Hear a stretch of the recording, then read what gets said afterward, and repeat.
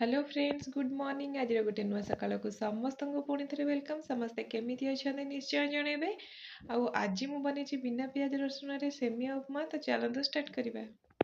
तो सांग मैंने आज गोटे नुआ और फ्रेश वीडियो को समस्त को वेलकम जमीती कि बन कही मु आज बिना पियाज रसुण सेमिया उपमा बनइबा। तो से बोलिकी प्रथम कड़े तेल पकईकि गरम करदे गरम हो गला से सेमिया टाक पकईकि बहुत भल से फ्राए करदे जमीती कि सब गुड़ाक सेमिया भल से भाजी हो टिके टिके जस्ट गोल्डन ब्राउन हो सेतिकी भाजवा सिम जाल बसैकी भाजवा नहले सेमिया गुड़ाक पूरा पूरी कला कला हो जोड़ा कि मोर अल्प टिके हो जाइए भी। तो आपण मैंने टिके जाग्रत धीरे स्लो फ्लेम रे ही भाजबे सेमियाटा को भजा हो सारा पर अलग गोटे प्लेट को काढ़ी नबा आउे आम अल्प टिके तेल दबा तेलटा पूरा गरम हो गला परे से जीरा टिके आ सोरिष टिके पकईदबा फुटीगला से आमे आलू गाजर को पकईदबा। तो जेहेतु एबे परिवा बहुत भल मिलूँ से मु गाजर आलू फूलकोबी सबू परिवा पकईकि पूरा पूरी बहुत वेजिस पकई आपण मानक जो जो वेजिटेबल इच्छा से गुड़ाक आपण मैंने पकई पारे। तो देखो गाजर आलूटा आमर भाजी हवा को टिके टाइम लगे से प्रथम गाजर आलू को पकईदेली 2 ରୁ 3 मिनिट भल से घाटी सारा पर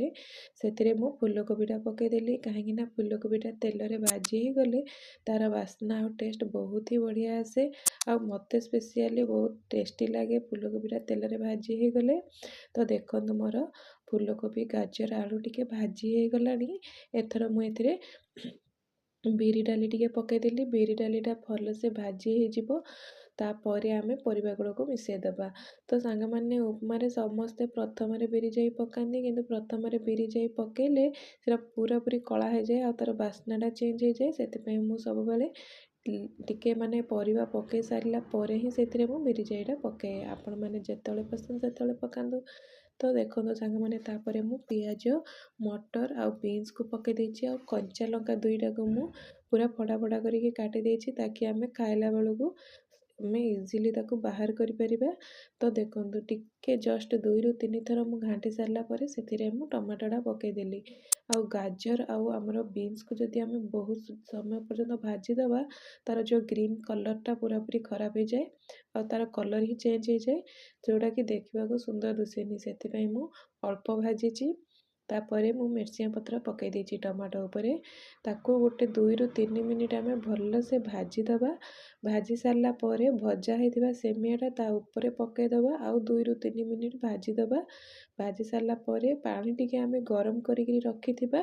तापर पकईदबा पानीटा गरम करिकी रखिथिले सेमियाटा बतुरेनी आ पूरा ठीक से सीझे जदि आमे ठंडा पकईदबा ना से तो माने सेमियार कुकिंग प्रोसेसटा पूरा बंद हो जाए आउ सीझा टाइम भी लगे और टेस्टी लगे सेमियाटा खाइबा बहुत सीझिकी सॉफ्ट हो जाए। तापर मु लुण दे देछि एथिरे लुण पकई सारा पर मु ताको आ गोटे 5 ରୁ 7 मिनिट सीझिबा देछि जेतेबेले आमर पानीटा पूरा पूरी सुखीजिव पूरा न सुखिले भी गोटे अल्प टिके पानी थी बंद करदेवे और ताको टिके समय रेस्ट करने छाड़देवे ताकि सेमियाटा बहुत भल से फुलीजिव आ खुला खुला हो सेतेबेले ताको खाइबा बहुत ही बढ़िया लगे। आपण मैंने बनातु टेस्ट करंतु हाँ लुणटा आपण मैंने निज टेस्ट अनुसार देवे आउ जदि राग बहुत पसंद ताहले आपण मैंने लंका गुंड भी टिके एथिरे दे परिबे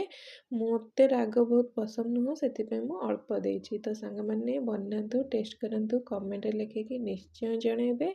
और लाइक शेयर सब्सक्राइब करने को जमारू भूलिबेनी निश्चय करेंगे। सांग मैंने मु आशा करुच्ची आपण मैंने पूरा वीडियोटी तो निश्चय देखिथिबे भल लगिले कमेंट करिवे और लाइक शेयर सब्सक्राइब करने को जमारू भूलिबेनी।